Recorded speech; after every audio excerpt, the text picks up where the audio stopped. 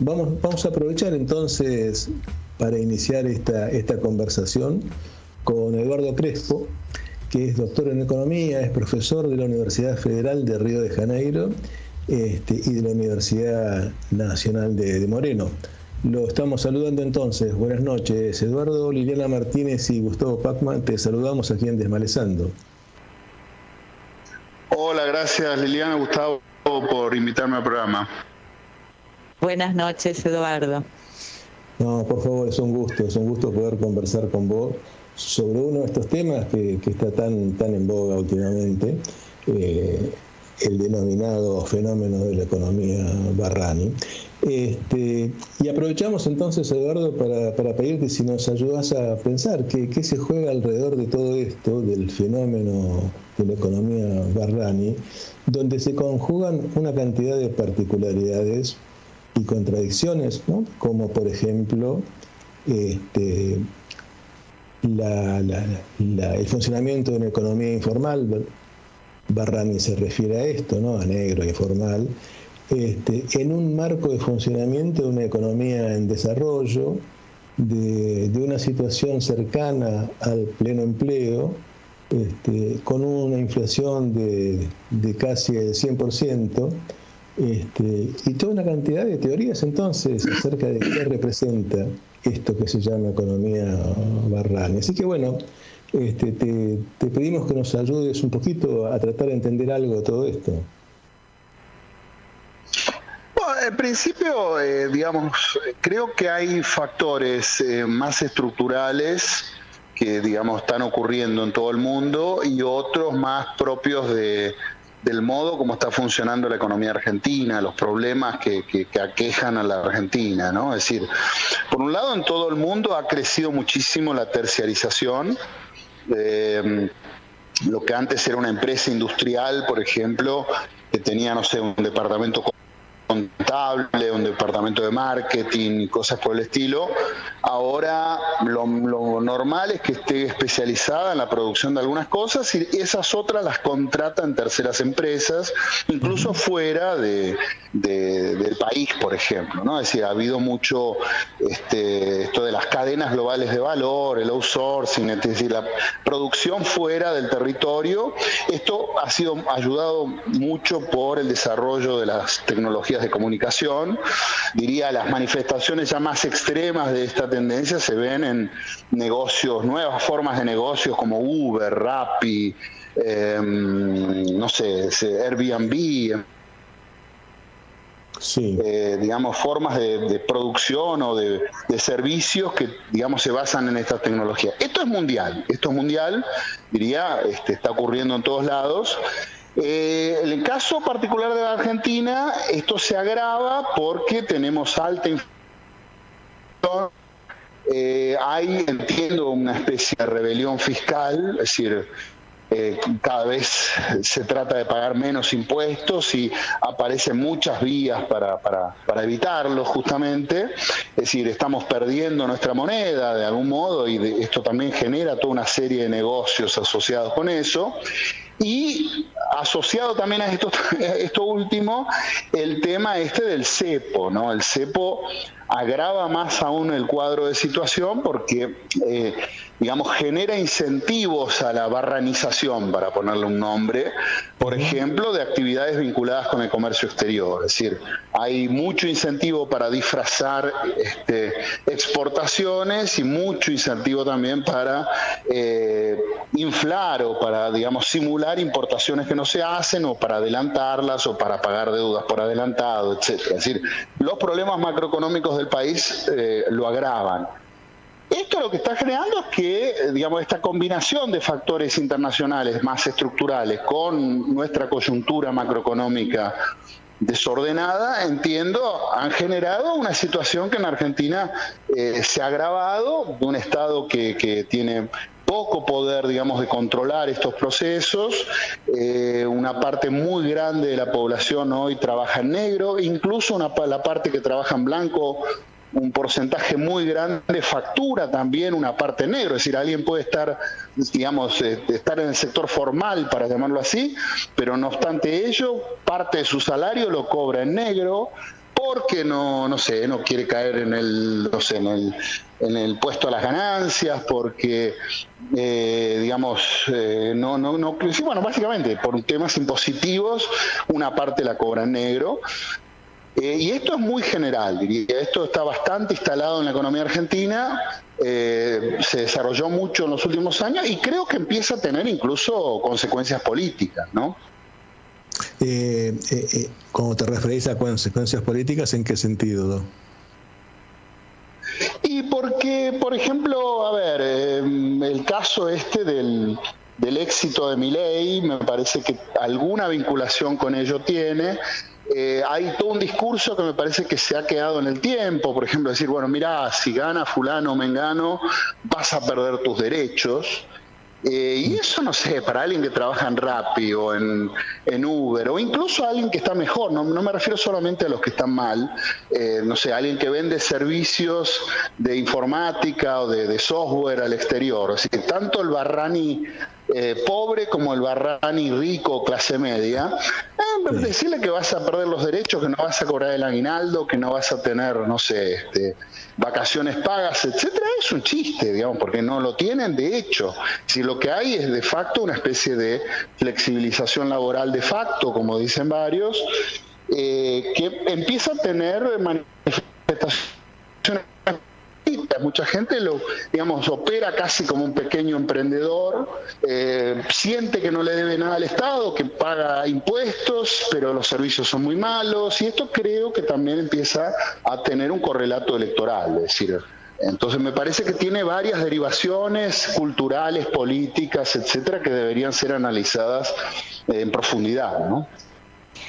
Sí, te escuchaba, Eduardo, en lo que estabas comentando y pensaba esto de un Estado que aparece como empobrecido, una sociedad que en algunos rubros consume o crece, y por otro lado también con toda esta subversión o modificación de lógicas, también lo sindical, ¿no? Porque digo, en esto de los derechos o de la valoración de los derechos de un trabajador como trabajador, digo, que en esto cambiado que estás diciendo, también el lugar de lo sindical está trastocado o modificándose, ¿no? Completamente, justamente por eso me refería al hecho de que tenemos una especie de flexibilización laboral de facto, que entiendo que la población cubierta por protecciones sindicales es cada vez menor. Esto, es un fenómeno argentino y mundial. En la Argentina, insisto, creo que esto se agrava, se acelera por cuenta de la inflación, el cepo. Diría la pandemia también ayudó bastante, porque con la pandemia proliferaron un montón de tecnologías que ya estaban, pero que se difundieron más con la pandemia, que ayudaron a todas estas actividades por fuera, de los controles habituales. Pero obviamente sindicatos para una parte creciente de la población tiene un significado cada vez menor, es decir, hay una flexibilización laboral de hecho, es decir, después si esto se va a manifestar en algún tipo de reforma que busque formalizarlos de algún modo, flexibilizando por otro lado, es un tema de discusión, pero esto ya está, y hay muchos discursos que efectivamente se quedaron viejos porque están apuntando a un trabajador que no existe o que es minoritario. Claro. Porque hoy tenemos todo este universo que no está cubierto ni por sindicatos, ni por leyes laborales, ni por protecciones, etcétera. Y aparte me parece también, y entrando un poquito en tal vez en el aspecto de las subjetividades, tal vez tampoco a esos trabajadores que trabajan en la informalidad, tampoco les debe interesar, o tal vez no les interese mucho toda la protección sindical y la inserción en la cobertura sindical, porque me da la sensación que todos estos funcionamientos en el marco del desarrollo del liberalismo van consolidando funcionamientos y posturas individuales, ¿no? Sí, esto ya se veía hace unos años, a medida que fue creciendo la terciarización, a medida que estas tecnologías fueron habilitando estos nuevos empleos. esto ya se veía, es decir, no es tan nuevo, creo que simplemente se acelera, y en el caso argentino por particularidades nuestras, pero sí, claramente, si bien obviamente quien trabaja, no sé, en Uber, tiene una relación, digamos que en la vieja teoría clásica marxista podríamos llamar de explotación con la empresa Uber. En la práctica, quien trabaja de uberista, bueno, se mueve solo, no tiene jefe, gana más si está más tiempo autoculando la ciudad, no tiene compañeros de trabajo, no tiene horarios. Si no quiere trabajar ese día, no trabaja. Si no quiere, no sé, si quiere parar para almorzar, para. Si quiere quedarse hasta las 4 de la mañana tratando de encontrar clientes, también lo hace. Efectivamente es una vida muy distinta, más parecida, no sé, pongamos para el cine a Taxi Driver, ¿no? Es decir, un poco una situación de soledad, de individualismo. Esto es bastante general y hay un creciente porcentaje de empleos que están en estas condiciones, sin dudas. Pensaba en esto que decías, ¿no? Se siente explotado, ¿no? Como este viraje de lugares, de ubicación y de ideologías además. Y resulta ser lo confiscatorio del lado del Estado, ¿no? Dentro de estos discursos, digamos, ultraliberales. Es interesante, ¿no? Esta torsión de perspectivas. Sí, por un lado, este individualismo genera efectivamente algunos comportamientos de este tipo. Creo que además efectivamente hay algunas señales que vienen del Estado, particularmente en el argentino, que son especialmente confiscatorias. Aquí, por ejemplo, alguien que exporta algún servicio y tiene que liquidar al oficial, y no me estoy refiriendo a los grandes ojeros nada más, porque en principio cuando pensamos en exportadores hablamos de sojeros. Bueno, alguien que vende, no sé, una sesión de psicoanálisis al exterior, por ejemplo, ¿no? Que lo puede hacer hoy por Zoom, por Google Meet. Está bien, es un porcentaje chico de la población, pero si tiene que liquidar al oficial, para él es una catástrofe. Entonces, ahí aparecen todas estas alternativas de cuentas en el Uruguay, de Bitcoin, en fin, todos estos, todas estas instancias paralelas que se salen del control estatal. Es decir, yo creo que en el caso argentino se han tomado medidas durante los últimos años, 15 años prácticamente, que han incentivado todo esto, que han generado incentivos para todo este tipo de prácticas y han contribuido a debilitar al Estado. Hoy tenemos un Estado, lo más obvio es que no controla su moneda, que está perdiendo su moneda, esperemos que no ocurra, pero tiene cada vez menos capacidad de recaudar y obviamente no controla estos procesos se le fueron de las manos. ¿Y cuáles serían, Eduardo, algunas medidas imprescindibles para afrontar este proceso? Y no sé si este funcionamiento que vos estás describiendo es frenable, es controlable, o lo que se necesita es en realidad que el Estado pueda adaptarse a esto para no perder absolutamente el control de la situación y el manejo. ¿Cuáles serían las medidas que a vos te parecen imprescindibles para comenzar a intentar hacer algo frente a esto?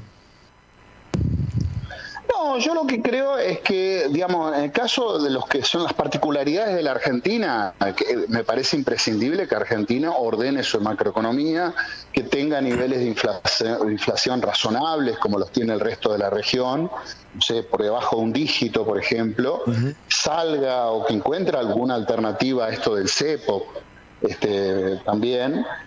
Porque estos son incentivos a que esto ocurra.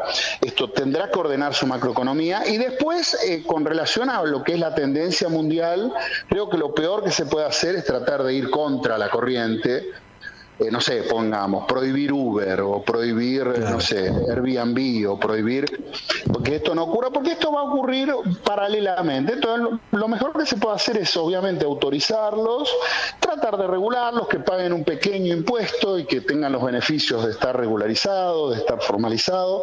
Habrá que tomar las medidas más inteligentes que se puedan, que en principio generen incentivos a que la gente, digamos, se formalice y forme parte de estas cosas, que para mucha gente, no solo para quien no tiene jefe, sino también para los clientes, son mucho más cómodas. Esto no se puede negar. Es decir, yo vivo en Brasil, por ejemplo. Es decir, Uber es muy práctico para muchísima gente, me incluyo.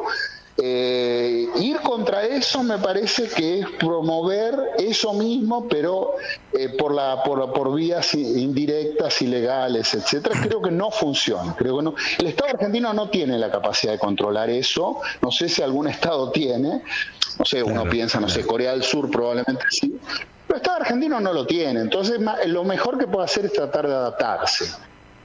Ahora, en los últimos tiempos hubo, creo, algún intento de dar algún paso, digamos, por ejemplo, con la gente que trabaja en software para consultoras del exterior, con la instauración de un tipo especial de monotributo para tratar de que puedan regularizar por lo menos una parte de los ingresos, pero parece...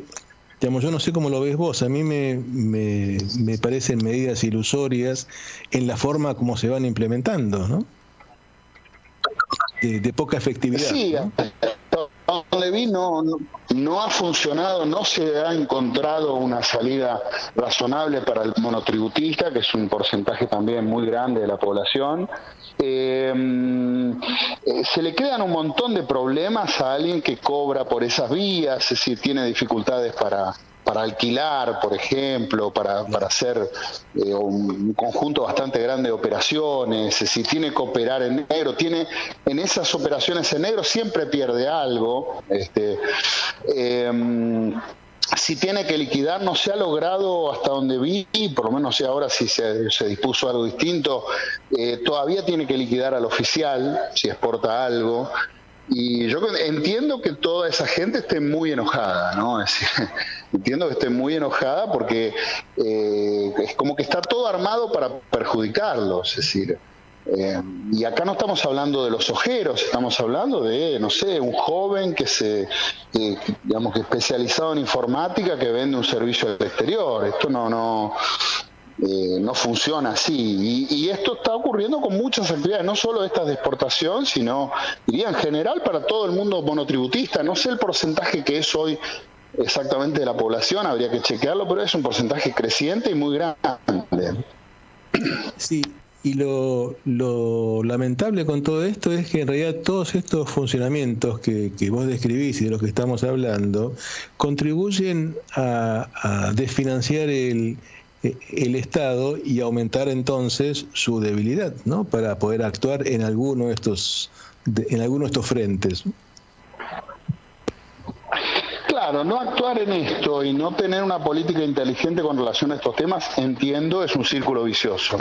Porque el Estado no tiene recursos para actuar con eficiencia, entonces no actúa con eficiencia, se lo ve como un Estado inoperante, un Estado con pocas capacidades, y esto, digamos, agrava más la situación porque hay más gente que se vuelca hacia esto, es decir, se acentúa esta tendencia a la rebelión fiscal, bueno, y después políticamente se manifiesta en estas expresiones que dicen, bueno, hay que acabar con el Estado, ¿no? Entonces, es un círculo vicioso, ¿sí? Hay que tratar de salir de ese círculo lo más rápido que se pueda, ¿no?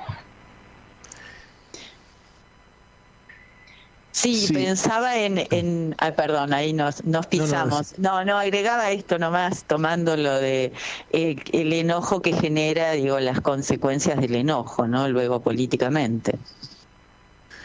Sí, genera mucho enojo y acá esto no es un enojo, porque creo, el tema es que muchas de estas disposiciones o o regulaciones o formas como tenemos de intervenir en estas cosas corresponden a un mundo que ya no es tal, o para una Argentina que no es tal, y entonces se está perjudicando a mucha gente común. Acá no estamos hablando de los grandes terratenientes de la pampa húmeda o alguna cosa por el estilo, estamos hablando de pequeños emprendedores, estamos hablando de pequeños exportadores, estamos hablando de pequeños, uberistas, de gente que está, en el rap y que no tiene ningún tipo de protección, que no tiene ninguno de los grandes beneficios con los que asociamos, a sectores privilegiados, estén mejor o estén peor, ¿no? Porque acá es muy heterogéneo ese universo. Tenemos desde el tipo que está en bicicleta llevando una pizza, esquivando autos en las avenidas, hasta, el que vende software al exterior. Son dos universos distintos, pero los dos tienen el mismo problema y entiendo, es comprensible que ambos estén bastante enojados con nuestra macroeconomía, con nuestras regulaciones, y con los discursos que reciben, justamente esta idea, vas a perder tus derechos o cosas por el estilo, para un universo de gente que no tiene ningún contacto con esto hace mucho tiempo, y es un porcentaje creciente, si no me equivoco, está en el orden del 60% en este momento. Entonces, más o menos la mitad, tal vez estoy exagerando. Y aquí... Insisto, de los que están en el sector formal, una parte está informalizada también. Exacto. Sí. Y en realidad, con estas descripciones que vamos viendo y con los detalles que vamos charlando, la sensación es que, muy por el contrario de establecer medidas para intervenir en este fenómeno, en realidad se va convirtiendo todo en un estímulo para incluirse en la barranización de la economía como una forma de luchar contra la inflación, de zafar del cepo y de conseguir no solo una rebelión fiscal, sino de conseguir estirar el ingreso en aquellos sectores que están complicados con el ingreso. Los otros, los que participan de la economía barrani, pero que tienen altos ingresos, lo que hacen, como siempre, es aprovechar una vez más las ventajas disponibles, ¿no? Sí, y se manifiesta a todo nivel. A ver, comparado con cualquier país de la región, Argentina sin dudas es el país que tiene menos,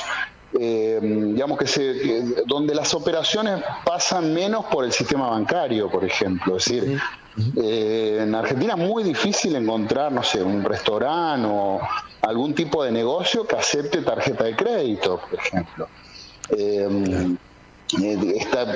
Entonces vienen explotan todas estas actividades tipo Mercado Pago y demás, porque justamente pasan por otros carriles y cosas que son totalmente comunes en otros países, como la tarjeta de crédito, en Argentina tiene un peso mínimo.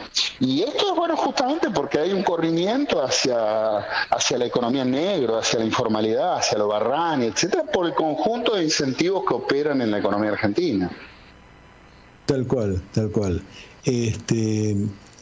Cuesta entender por qué no se puede comenzar a poner un poco el acento, al menos de fiscalizar estas cuestiones, ¿no?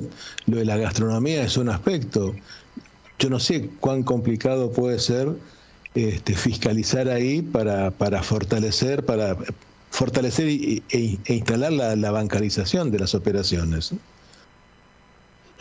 Yo creo que primero hay que tratar de bajar la inflación, ¿no? Yo creo que en Argentina puntualmente un elemento que está contribuyendo a todo esto es la inflación.